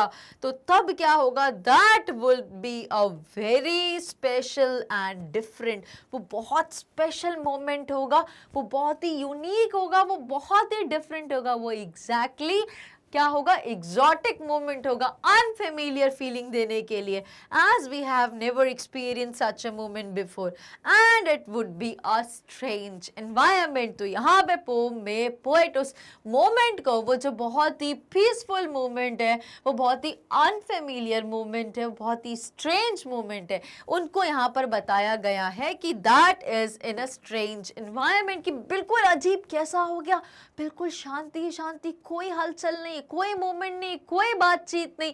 तो उस स्ट्रेंज एनवायरनमेंट को जब हम फील करेंगे, that would be the haven feeling. Let's read further. The poet says that in this period of inactivity, the fisherman would not harm the whales. Just a second. Yes, the poet says that in this period of inactivity, अब poet क्या बोल रहे हैं कि ये जो period था inactivity का, inactivity क्यों बोला गया, because इस period में हम कुछ भी action नहीं कर रहे, कोई gesture नहीं, कोई language नहीं, कुछ काम नहीं हो रहा, zero, बिल्कुल null हो रही है चीज़ें. तो अब यहाँ पर क्या, ये जो period है inactivity का, the fisherman would not harm the whales, ये जो fisherman है वो whales को harm नहीं करेंगे. The salt gatherers will not hurt their hand. अब जो salt gatherers हैं वो अब और अपने हाथों को परेशान नहीं करेंगे, अपने हाथों को और पेन नहीं देंगे और हर्ट नहीं करेंगे. Those who are busy destroying the nature, और जो लोग पूरा टाइम ऑक्यूपाइड रहते हैं फिजिकली मेंटली क्या करने, नेचर को हमें हार्म करने के लिए, हमें पेड़ काटने, कुछ भी हो जाए पेड़ काट रहे हैं, और कुछ भी हो जाए हमें तो अपने घर का कचरा उस पानी में जाके फेंकना, water pollution, air pollution, land pollution, soil pollution, हम पूरा टाइम कॉन्टिन्यूसली, वो लोग जो डिस्ट्रॉय करते हैं नेचर को, they will adopt new approach towards life, they will put on clean clothes, वो अपनी सोचने का जब नजरिया चेंज करेंगे. The men who are preparing for wars and victory based on deaths of innocent people will join their enemy and stand in unity with them. और क्या बोल रहे हैं, वो लोगों की बात कर रहे हैं जो बिल्कुल तैनात रहते हैं, जो बिल्कुल तत्पर खड़े रहते हैं उन इनोसेंट लोगों की जान लेने के लिए, उनकी हत्या करने के लिए, उनको मारने के लिए, वॉर की तैयारी करने के लिए और जीत पाने के लिए, इवन वो इनोसेंट लोगों की भी डेथ करने को तैयार रहते हैं. वो लोग अब उन एनिमी के साथ, उन दुश्मनों से हाथ मिलाएंगे और उनके साथ एकता में खड़े होंगे और अब वो दुश्मनी का जो बैरियर था वो दुश्मनी का बैरियर ना होके वो भाईचारे का रिश्ता प्रिवेल करेगा। डूइंग नथिंग, और ऐसा कोई भी गलत काम नहीं होगा। No one will harm himself और एनी अदर पर्सन। अब कोई भी इंसान, no one will harm himself और एनी अदर पर्सन, ना तो कोई इंसान खुद को हार्म करेगा। खुद को कैसे हम हार्म कर रहे हैं? डायरेक्टली भी नहीं करेंगे, इनडायरेक्टली भी नहीं करेंगे। डायरेक्टली खुद को कैसे हार्म कर रहे थे? जब हमने एग्जाम्पल देखा था कि जो सॉल्ट गैदरर्स हैं वो अपने हैंड्स को हर्ट करते हैं, तो हम खुद को डायरेक्टली हार्म नहीं करेंगे। हम एनवायरनमेंट को कट कर रहे हैं, पेड़ों को लगातार काट रहे हैं, पेपर्स बहुत ज़्यादा वेस्ट कर रहे हैं, हम पोल्यूशन क्रिएट कर रहे हैं, पॉलिथीन बैग्स का यूज से क्या हो रहा है? हमारी एनवायरनमेंट खराब हो रही है, जो हमें कहीं ना कहीं प्रोटेक्ट करने के लिए, हमारे बेनिफिट के लिए बनी है। पेड़ क्यों ज़रूरी होते हैं? बारिश के लिए। एनवायरनमेंट की जो इकोलॉजी की जो साइकिल है वो बैलेंस नहीं होगी तो क्लाइमेटिक कंडीशंस कैसी होंगी? तो ये सारी चीजों को हम इनडायरेक्टली नुकसान कर रहे हैं। किसका? अपना ही नुकसान। की यही चीजें नहीं होंगी तो हमें ऑक्सीजन कौन देगा? कार्बन डाइऑक्साइड कौन लेगा? तो ये सारी चीजों को हम खुद अपने पैरों से कुल्हाड़ी मारे इन चीजों के ऊपर। So no one will harm himself और any other person, everyone will unite. और यहाँ पर क्या बोले? एनी अदर पर्सन, मतलब हम वॉर नहीं करेंगे, हम किसी के लिए गलत सोच नहीं रखेंगे, किसी का बुरा नहीं चाहेंगे, तो हम किसी और को भी हार्म, खुद को तो हार्म पहुंचाएंगे ही नहीं और दूसरों को भी हार्म किसी भी सेंस में डायरेक्टली या इनडायरेक्टली हार्म नहीं पहुंचाएंगे। एवरीवन विल यूनाइट, हर कोई एक हो जाएगा। अब फीलिंग कौन सी होगी? यूनिटी की, वननेस की फीलिंग होगी। एंड पॉन्डर अपॉन, अब हम सोचेंगे his acts and realize the results of his deed। अब और सिर्फ अब हम क्या करेंगे? हमें सिर्फ सोचना है, सिर्फ सोचना है और सोचते ही रहना है। करना भी है बट अभी क्या सोचना है कि हमने क्या क्या किया, कैसे किया, ये जो हमारे अच्छे काम है, जो हमारे बुरे काम है, हमें बुरे कामों को सुधारना है क्योंकि इनके जो कॉन्सिक्वेंसेस होंगे हमारी लाइफ पर, उनका बहुत ही नेगेटिव इम्पैक्ट है। तो उन चीज़ों को सुधारना है ताकि लाइफ हम सब की एक बेटर प्लेस हो सके टू लिव। और ये सारी चीज़ें हमें करनी है एग्जैक्टली जो पोएट चाहते हैं हमें, by making us keep quiet. The poet clarifies his idea and says further, he doesn't want that the people should stand idle। अब वो ये idle यहाँ पे क्या है? खाली। मतलब वो ये भी रादर नहीं चाहते कि लोग उनके idle रहे, खाली रहे, फोकट रहे, कोई काम नहीं करे। वो ऐसा बिल्कुल नहीं चाहते। उनकी साइलेंस का, उनके स्टिल का मतलब ये बिल्कुल नहीं है कि आप लोग कोई भी काम मत करो, बट वो क्या चाहते हैं? बस एक बिजी स्केड्यूल में से थोड़ा सा टाइम निकाला जाए, थोड़ा सा एक्टिविटीज़ को पॉज किया जाए, हॉल्ट लिया जाए खुद के सुधार के लिए, खुद के बेटरमेंट के लिए और इस वर्ल्ड के बेटरमेंट के लिए। The poet clarifies his idea and says further that he doesn't want the people should stand idle. He wants that there should be no war. और वो क्या चाहते हैं majorly? There should not be any sort of war. किसी भी प्रकार की लड़ाई, युद्ध, ये सब wars नहीं होने चाहिए। Because he doesn't want to see trucks laden with dead bodies। क्योंकि वो ऐसा बिल्कुल नहीं चाहते, उनके लिए बहुत पेनफुल होता है ये देखना कि एक इंसान दूसरे इंसान को मार रहा है अपने बेनिफिट के लिए, for the sake of his और हर बेनिफिट। एक इंसान इंसानियत को ख़त्म कर रहा है तो ये वो चीज़ बिल्कुल बियर नहीं कर सकते। और वो बोल रहे हैं कि मेरे को ऐसा बिल्कुल नहीं देखना है कि लाशों के ढेर बने हो, तो वो चीज़ को वो बिल्कुल अपोज कर रहे हैं, उस थॉट के वो बिल्कुल अगेंस्ट है। और इसीलिए वो बोलते हैं कि he does not want any war, बिल्कुल वॉर नहीं होना चाहिए क्योंकि वो ये नहीं देख सकते ट्रक्स भरे हुए हैं, लदे हुए हैं with dead bodies of the soldiers। He is promoting universal brotherhood and peace। और finally poet क्या प्रमोट करना चाहते हैं? poet प्रमोट कर रहे हैं एक यूनिवर्सल ब्रदरहुड होना चाहिए और इस इंटायर यूनिवर्स में पीस प्रिवेल करना चाहिए। कोई नेगेटिव थॉट नहीं किसी के लिए, कोई नेगेटिव फीलिंग नहीं, कोई नेगेटिव एटीट्यूड नहीं, सारी चीज़ें बहुत ही पॉजिटिव थॉट से करी जाए, बहुत ही प्यार से, बहुत ही भाईचारे से करी। जब हम हर इंसान को अपना भाई समझेंगे तो कभी भी हम ना अपना ना सामने वाले का कभी भी गलत नहीं करेंगे। And that moment would be जब चारों तरफ शांति, पीस और लव, ह्यूमैनिटी, हार्मनी प्रिवेल करेंगे। That would be the true time what exactly the poet wants us to be in. The poet says that everyone is working persistently to achieve one's goal. अब यहाँ पर poet क्या बोल रहे हैं कि हर कोई इंसान वो भेड़ चाल में, मैड रश में सुबह से लगा रहता है, लगातार बिना ब्रेक लिए, बिना पॉज के, अब ये कर लिया, अब ये करना, अब ये लाइक अ रन, एक मैड रश हो रहा है, भेड़ चाल में चले जा रहे हैं। The poet says that everyone is working persistently. persistently का मतलब क्या? continuously, लगातार करते जा रहे हैं। to achieve one's goal, अपने अपने गोल को हासिल करने के लिए वो मैड रश में, वो भेड़ चाल में हम लोग चले जा रहे हैं। people are threatened by death and the fear forces them to work endlessly so that they can achieve everything quickly.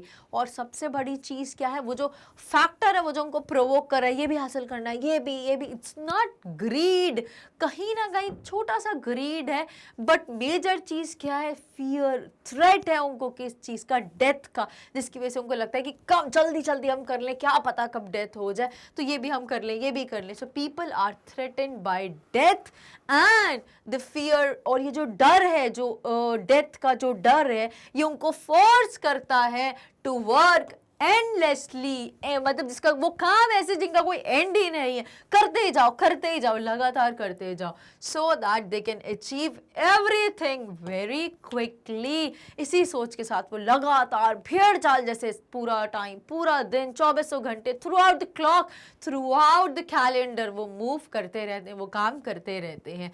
In this mad rush they do not realise the repercussion of their acts, और इस भेड़ चाल में वो ये चीज़ भूल जाते हैं कि वो जो काम कर रहे हैं उनका आउटकम क्या होगा, उनका रिजल्ट क्या होगा। कि मैं ये कर रहा हूँ, मेरे को अपना काम करवाना था तो मैंने उसको मार दिया, मैंने उसको धक्का दे दिया, मैंने उसको धमकी दे दी, मैंने उसका पर्स चुरा लिया क्योंकि मेरे को पैसे चाहिए। तो ये जो सारे हम गलत काम भी करते हैं अपने गोल्स को अटेन करने के लिए, अपनी एंडलेस नीड्स, डिमांड्स और फैमिली की नीड्स, डिमांड्स को सेटिस्फाई, फुलफिल करने के लिए, तो उन चीज़ों के बारे में तो हम कंसर्न भी नहीं देते कि हमने कितने गलत काम करे, कितने अच्छे काम गलत तरीकों से करें। तो यहाँ पर ऑथर बोल रहे हैं, in this mad rush people do not realise, they कौन है यहाँ पर? पीपल, लोग ये रियलाइज तक नहीं करते, लोगों को ये एहसास भी नहीं होता है the repercussion, that is the outcome और the result of their acts, की उनके एक्ट्स का क्या रिएक्शन होने वाला है, या उनका आउटकम क्या होगा, उनका कॉन्सिक्वेंस क्या होगा, उनका रिजल्ट क्या होगा जो आप ये सारी चीजें करो। Without giving care to it, वो कॉन्टिन्यूसली, एंडलेसली और परसिस्टेंटली अपने काम करते ही रहते हैं। ही वॉन्ट्स अस, अब यहाँ पे ही कौन है? Yes, poet. Poet wants us to be happy about our achievements and celebrate them. हम क्या करते हैं? पोएट सिर्फ ये नहीं बोल रहे कि आप जो गलत काम कर रहे हो, क्या कभी आपने सोचा है कि आप क्या गलत काम कर रहे हो, उनका कॉन्सिक्वेंस क्या होगा, आपको कैसे उन चीज़ों को सफ़र करना पड़ेगा बिफोर यू डाई। बट वो ये भी बोल रहे हैं कि आप जो अच्छे काम कर रहे हो उनको अप्रिशिएट तो करो, उनको सेलिब्रेट तो करो, take time to appreciate yourself कि आपने आज इतना अच्छा काम करा, इतना बड़ा काम करा, आपने किसी के चेहरे पे आज हंसी, आप किसी को खुश रहने का आज वजह बने। तो क्या आपने ये सब चीज़ें भी सोची, उनको चेरिश करा है उन मोमेंट्स को। तो यहाँ पे पोएट हमें बोलते हैं, he wants us to be happy about our achievements and celebrate them. आपने जो जो भी हासिल करा आप उनसे खुश होइए, आप उनको सेलिब्रेट करिए अपने नियर एंड डियर वंस के साथ। He wants us to overcome the fear of death, और फाइनली वो चाहते हैं हमारा जो मेन चीज़ है जो हमें प्रोवोक करते हैं एक एंडलेस, एक मैड रश के लिए, हम उसको ओवरकम करें, हम अपने फियर ऑफ डेथ से बाहर आए कि डेथ इज फॉर श्योर। वो तो हर इंसान की, एक लिविंग क्रिएचर कोई भी इस यूनिवर्स में एग्जिस्ट करता है तो फॉर श्योर एंड है death, which is very clear. तो हम उस डर से क्यों हमेशा और डरते रहते हैं, और उस डर की वजह से हम सारी चीजों को अटेन करने की एक भेड़ चाल में, एक मैड रश में भागते रहते हैं। तो हमें उन चीजों को अब नहीं करना। He wants us to overcome the fear of death and to relax for a while. हमें ये नहीं करना कि अगर मर जाएंगे तो उससे पहले क्या होगा, उससे पहले मुझे ये करना है, यार एज बढ़ती जा रही है, ये भी कर लें, वो भी कर लें, इतना सारी प्रॉपर्टी बना ले, इतना एसेट, जितना बैंक बैलेंस, ये सब नहीं करना है।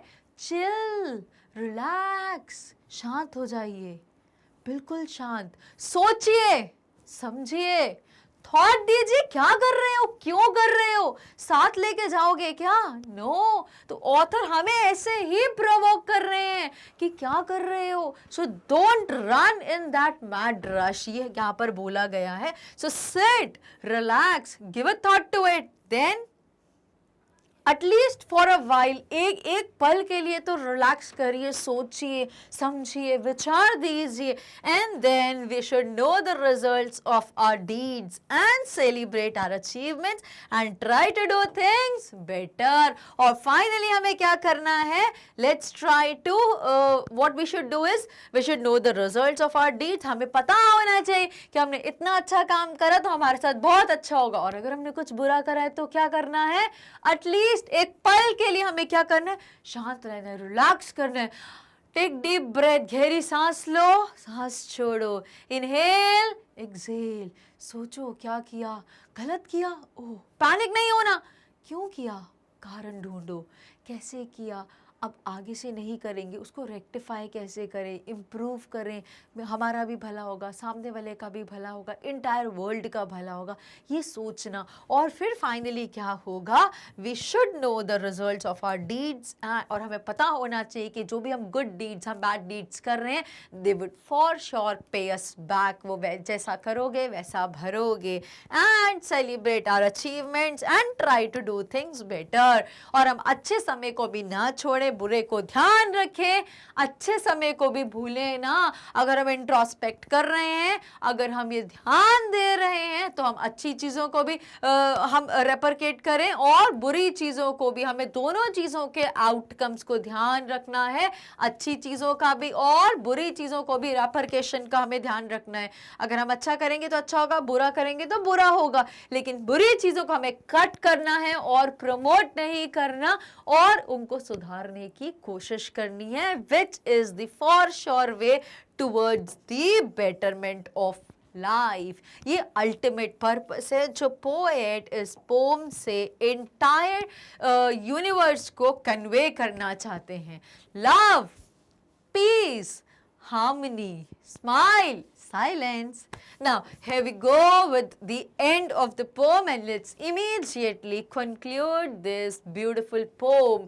So, keeping quite summary, which is written by, किसने लिखी है, Pablo Neruda, tells us about the significant, the huge, the wide impact of silence and self-introspection in making this world a better place, a beautiful place. इस जगह को जन्नत बनाने के लिए सिर्फ दो छोटी सी चीज़ें हम आपसे उम्मीद करते हैं। साइलेंस, किसी ने डांटा, किसी ने मारा, किसी ने कुछ अब्यूज़ करा, हमें रिवर्ट नहीं करना है, हमें सिर्फ शांत, रिलैक्स। कोई गाली दे रहा है, रिलैक्स, सुन लो, सोचो वो क्यों दे रहा है, कुछ गलत किया, नहीं किया तो उसके साथ वैसा होगा, चुप रहो, अपना अच्छा काम करते रहो। So that is silence and self introspect. And I can bet you that अगर आपने इन दो चीज़ों को प्रैक्टिस कर लिया, so there is nobody in the universe who can stop the good of you, and you yourself witness that your life is moving towards a beautiful life, a better, a improved and a cherished lifestyle. आप खुद ये feel करोगे। So with these beautiful words, let's immediately end with the entire discussion of the poem. और अब हम जल्दी से discuss करते हैं कुछ इंपॉर्टेंट पोएटिक डिवाइसेस जो इस एंटायर पोम में यूज करे गए हैं। तो सबसे पहला जो डिवाइस होता है वो होता है ऑलिटरेशन। हम बहुत बार पढ़ चुके हैं, जितने भी आप पुरानी पोम्स देखोगे सब में एक ये कॉमन तो दिखता ही दिखता है। So what do you understand by alliteration? The repetition of the consonant sounding words. देखो वॉवल साउंडिंग नहीं होने चाहिए, consonant sounding. So except vowels क्या होते हैं? A E I O U. इन 5 वॉवल साउंडिंग के अलावा अगर वर्ड कोई रिपीट हो रहा है एक पोम में तो उसको हम पोएटिक डिवाइस ऑलिटरेशन बोलते हैं। So it's a repetition of consonant sounds at the beginning of the words. We will count, WW का रिपीटेशन। सडन स्ट्रेंजनेस, एकदम से चेंज आएगा, SS। Stop for 1 second, at least stop for 1 second. Then his hurt hands, उनके जो हाथ में इतना जो पेन हुआ है, जो पेनफुल हैंड्स हैं। Clean clothes, change the mindset, change the perception। तो ये सारे ऐसे वर्ड्स हैं जो कॉन्टिन्यूसली प्लेस्ड हैं, एक के बाद एक हैं, और जिनमें फर्स्ट जो अल्फाबेट्स है वर्ड्स में वो रिपीट हो रहा है। तो उसको हमने क्या बोला?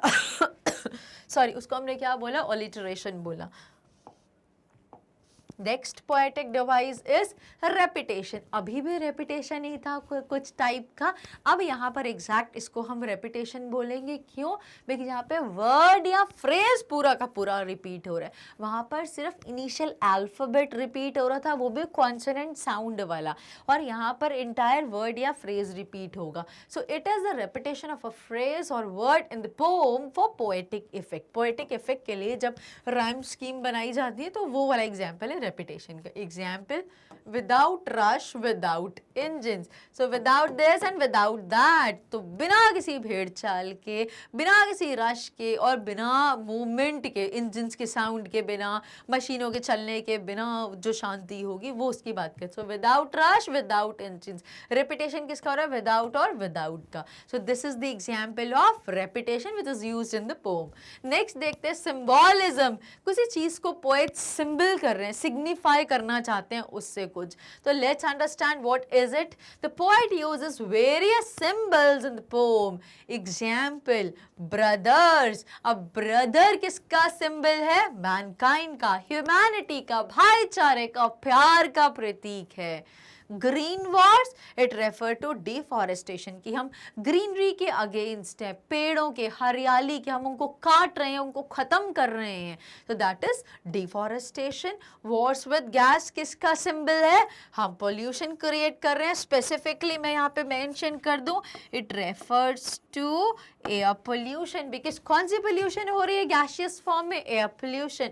नेक्स्ट, क्लीन क्लोथ्स किसका सिंबल है? चेंज ऑफ पर्सपेक्टिव, हमें अपनी सोच बदलनी है, नजरिया बदलना है। नजरिया बदल के तो देखिए नजारे बदल जाएंगे। It's very true, you can do it practically if you feel like. Shade किसका सिंबल है? प्रोटेक्शन का, कि हम उस शेड में होंगे, उस इतने वार्मथ वाले एनवायरनमेंट में होंगे, इतने सेफ एनवायरनमेंट में होंगे, इतने लविंग एनवायरनमेंट में होंगे कि हमारी लाइफ एक बहुत ही बेटर फील करेगी और बहुत ही इंप्रूव्ड कंडीशन फील करेगी। This is all about the 2 poetic devices जो और हमने डिस्कस करें। और सबसे पहले ऑलिटरेशन हो गया, रेपिटेशन हो गया, और अब हमने पढ़ा सिंबॉलिज्म। जल्दी से देखते हैं कुछ और। So here we go with the next poetic device that is antithesis. Antithesis का मतलब क्या होता है? जो ऑपोजिट कॉन्ट्रास्टिंग वर्ड्स को एक साथ यूज करना है antithesis. So it is the juxtaposition of opposing or contrasting ideas. Example, count to 12 and we will all keep still. मतलब एक्शन करो और स्टिल हो जाएंगे। तो क्या बोला? मूवमेंट भी करो और चुप भी हो, स्टिल हो जाओ। मतलब मैंने बोला काउंट करो, आप गिन रहे हो 1 2 3 और बोलूँ कि स्टैच्यू भी हो जाओ, यानी कैसी कोई इंटरेस्टिंग चीज़ है। सो एंटीथेसिस का मतलब यही होता है, जक्सटापोजिशन होता है कोई भी अपोजिंग या कंट्रास्टिंग थॉट्स का। Here counting and keeping still are contrasting activities and put together. Next is personification. So here we go with the one of the favorite poetic device, that is personification. जब किसी non human चीज को हम human aspect दे देते हैं तो उसको personification बोला जाता है. So it is the attribution of human characteristic to non human things and animals. Example, earth can teach us as when everything.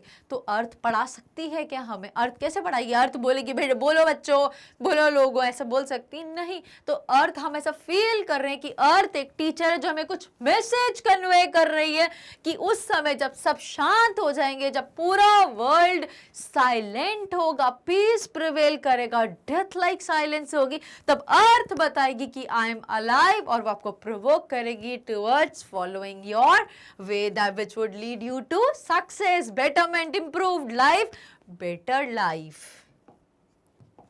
Now कुछ और लास्ट के दो पोएटिक डिवाइसेस हैं जिसको हम जल्दी से डिस्कस कर लेते हैं. Next one is metaphor.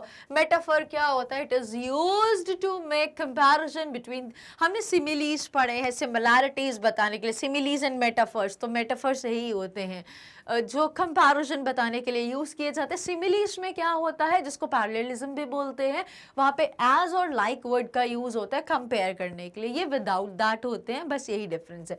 So it is used to make comparison between two things that aren't alike, जो दो चीजें सिमिलर नहीं होती है but do have something in common.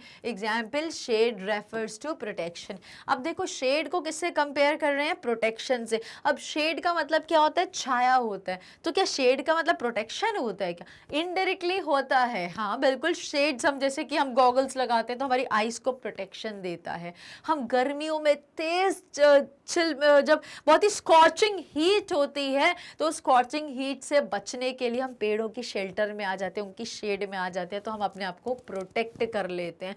जब बारिश होती है तो हम अपनी बॉडी को प्रोटेक्ट करने के लिए नियर बाय जो भी ट्रीज की शेड है हम वहां पर चले जाते हैं. और सिर्फ ह्यूमंस नहीं, एनिमल बर्ड्स का भी बहुत अच्छा शेल्टर होता है, वो अंडर द ट्री होता है. तो शेड्स यहाँ पर प्रोटेक्शन को रेफर कर रहा है और एज और लाइक नहीं है और डायरेक्ट कंपैरिजन नहीं है, इसीलिए हमने क्या बोला? Metaphor.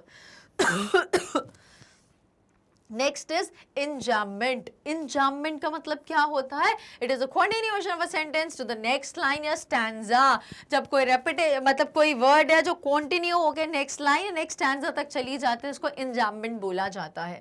So it is the continuation of a sentence to the next line और stanza. In the poem many sentences continue to multiple lines. Example, now we'll count to 12 and we will all keep still.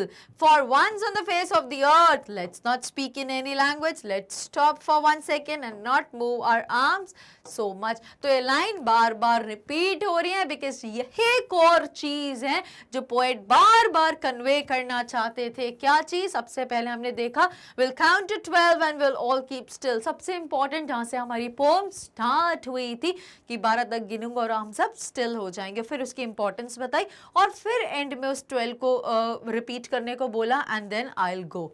तो यहाँ पर end हुई. तो repeat हुआ will count to 12 and we will all keep still for once on the face of the earth. एक बार earth के sake के लिए let's not speak in any language. एक बार हम कोई किसी भाषा में बात ना करें और वो सिर्फ भाषा बोली जाए तो वो साइलेंस की हो. किसी कोई भाषा नहीं होती ना, बोल नहीं रहे, लिपसिंग भी नहीं कर रहे, कोई जेस्चर नहीं, कोई मूवमेंट नहीं, बस हम क्या कर रहे हैं? अपने बारे में सोच रहे हैं, हमने क्या किया, इंट्रोस्पेक्ट कर रहे हैं, हम कर रहे हैं कुछ एक्शन बट भाषा यूज नहीं हो रही, लैंग्वेज यूज नहीं हो रही, हाथ यूज नहीं हो रहा, बस दिल और दिमाग का कनेक्शन हो रहा है. बस दिमाग दिल से कुछ पूछ रहा है, दिल दिमाग से कुछ पूछ रहा है और अपनी लाइफ को हम इंप्रूव कर रहे हैं which leads us towards the betterment. अब नेक्स्ट क्या बोल? Let's stop for 1 second and not move our arms so much. एक सेकेंड के लिए तो एटलीस्ट हम हॉल्ट लें, एक सेकेंड का पॉज तो हम लें जिससे कि हम चीज़ों को इम्प्रूव कर सके, अपनी गलतियों को रेक्टिफाई कर सके.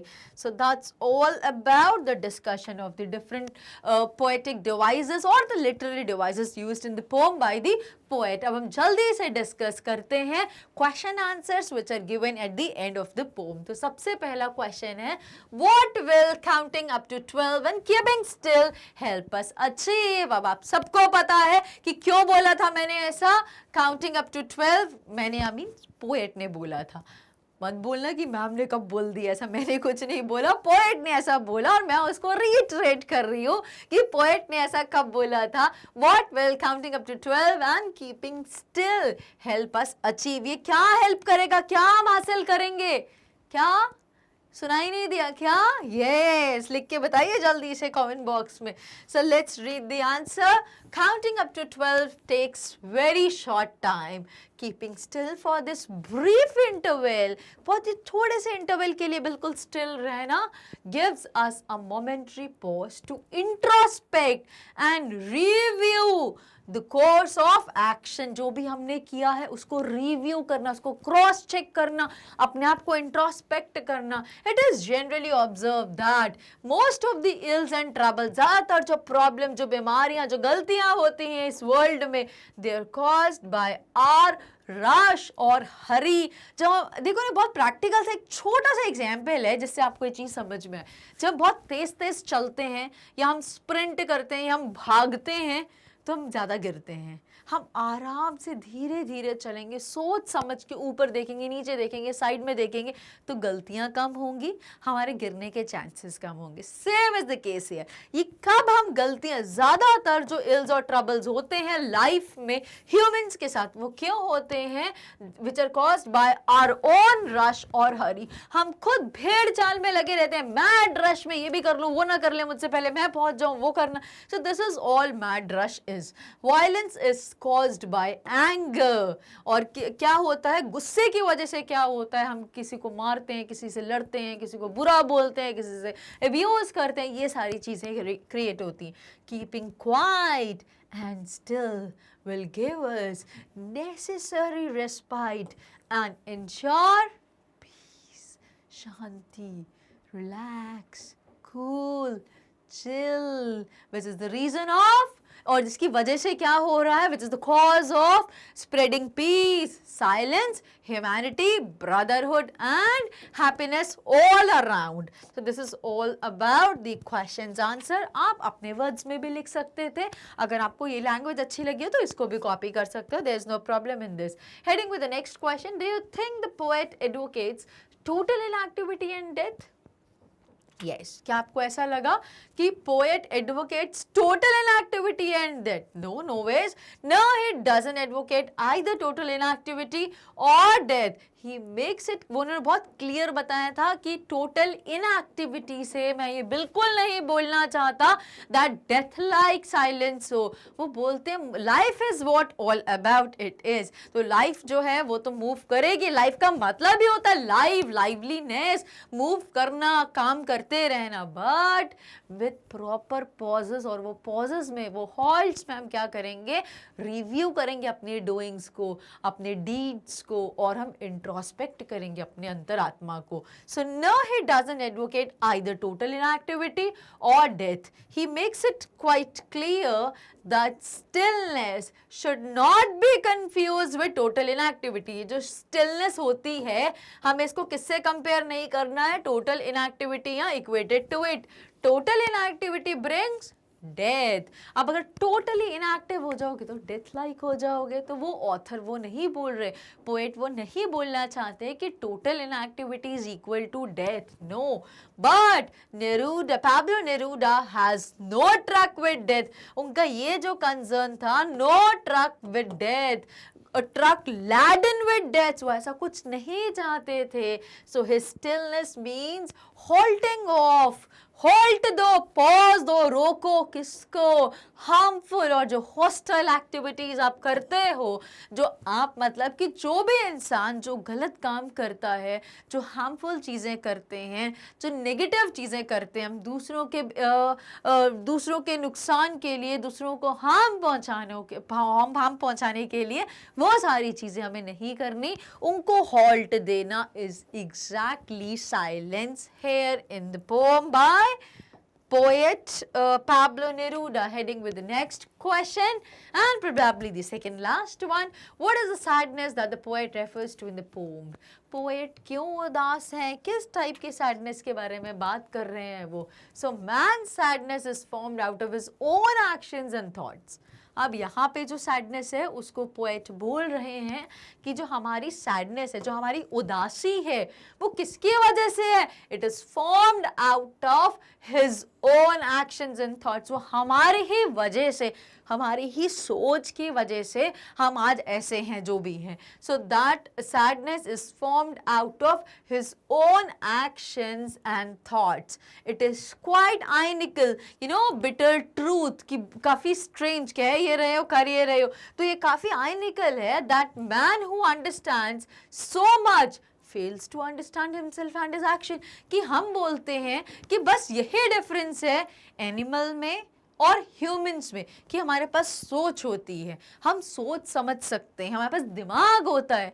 और ऐसी स्ट्रेंज बात कर रही हो कि जिसके पास सोच है, दिमाग है, वो अपने आप को ही समझ नहीं पा रहा है. सो दिस इज व्हाट बिटर आइनी इज, कि the man who understands so much, he fails to understand himself and his action. वो अपने ही आप को समझ नहीं पा रहा है, अपने एक्शंस को समझ, वो क्या कर रहा है, क्यों कर रहा है, वो मैं क्या हूँ, मेरी इंपॉर्टेंस क्या है, मेरा अस्तित्व क्या है, मेरे एग्जिस्टेंस का रीजन क्या है, मेरा पर्पस क्या है लाइफ का, वो अपने आप को ही डिफाइन नहीं कर पा रहा, अपने आप को ही समझ नहीं पा रहा, और वो क्या कर रहा है, क्यों कर रहा है, उनका तो कोई जस्टिफिकेशन है ही नहीं.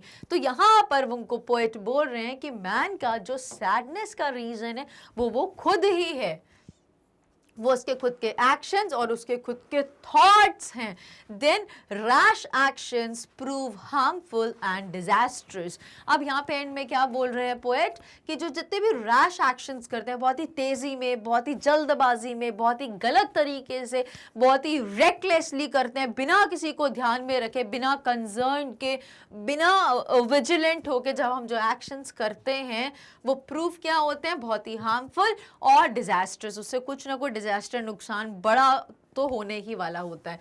Man is the creator of all disasters, और हम खुद रिस्पॉन्सिबल है किसी भी टाइप का अगर डिजास्टर आता है.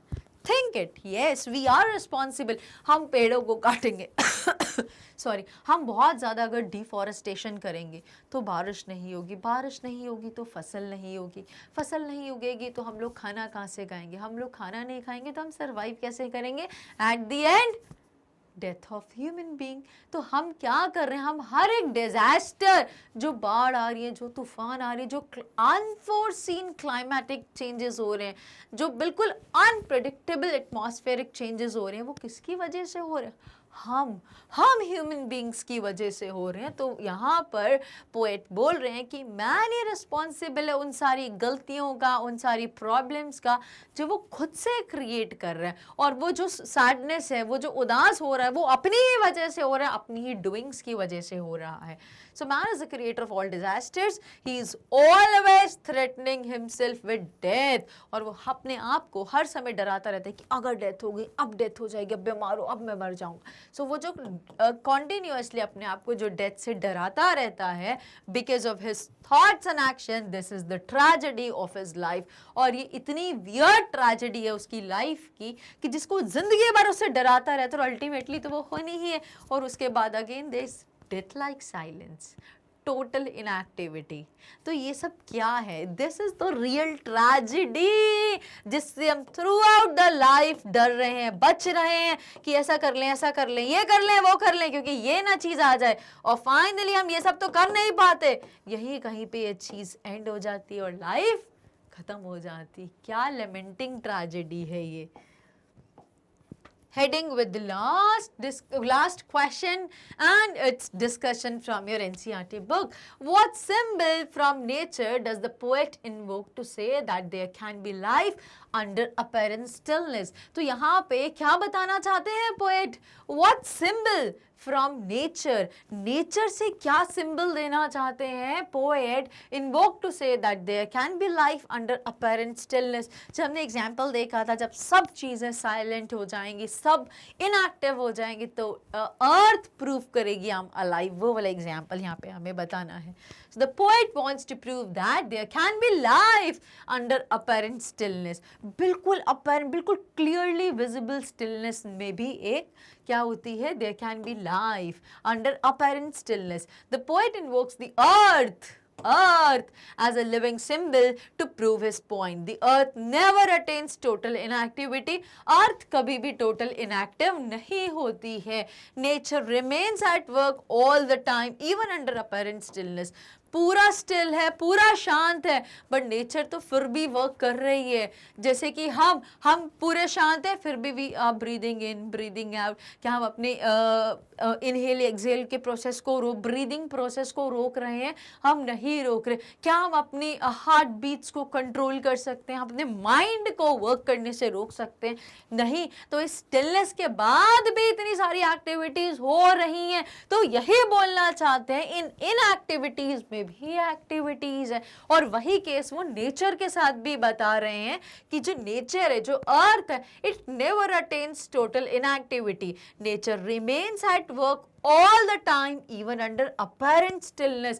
पूरी apparent still है, शांत है, कोई शोर नहीं कर रही है एनवायरमेंट, फिर भी पेड़ कॉन्टिन्यूसली ट्रीज क्या करते हैं, प्लांट्स के, they take in carbon dioxide for preparation of food और दे एमिट क्या करते हैं, ऑक्सीजन जिसको हम लेते हैं। और वाटर जो है, रिवर जो है, वो फ्लो कर रहे हैं, कॉन्टिन्यूसली एयर फ्लो कर रही है। तो जो नेचुरल प्रोसेस हैं वो अपैरेंट स्टिलनेस में, इस अपैरेंट साइलेंस में भी वो चीजें मूव कर रही हैं। तो ये जो नेचर है उससे हमें पता चलता है कि being still, being silent, it is still working, वो मूव कर रही है, वो लाइवली है, वो एक्टिव है।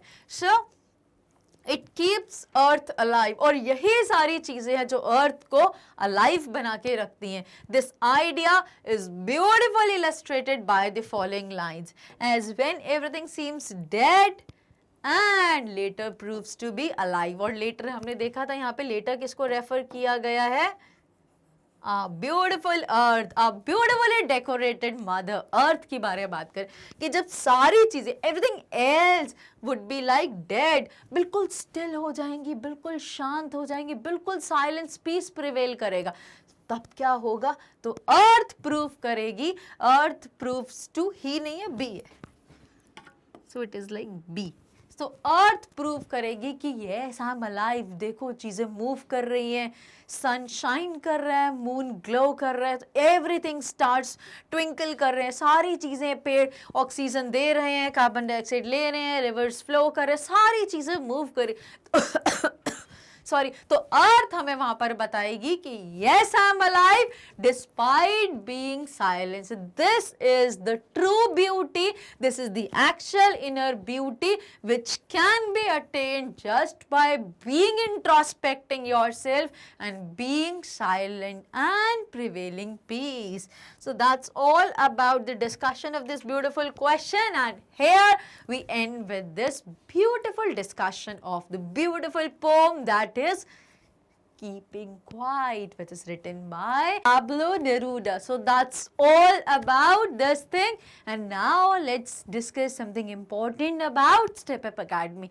तो अगर आप बोर्ड्स की तैयारी करना चाहते हो और आपको लगता है कि कम से कम समय में आपको सारे चैप्टर्स जल्दी जल्दी आप रिवाइज कर सको with the help of eminent teachers जो बहुत इफेक्टिव तरीके से हर एक सब्जेक्ट का कॉन्सेप्ट क्लियर कराएंगे, सो बिल्कुल देर मत करिए और फटाफट से स्टेप अप एकेडमी से जुड़ जाइए और चैनल को लाइक सब्सक्राइब करिए और शेयर करना तो मत भूलिए। You can just press the bell icon to connect with us. So thank you very much for watching the channel. Here we go with the NI and beautiful mascot of Step Up Academy. हम आपका wholeheartedly thanks करते हैं और next videos के लिए आपको बोलते हैं कि हमसे कनेक्टेड रहिए और हम फिर मिलेंगे आपसे नेक्स्ट वीडियो में। Till then bye bye, take care.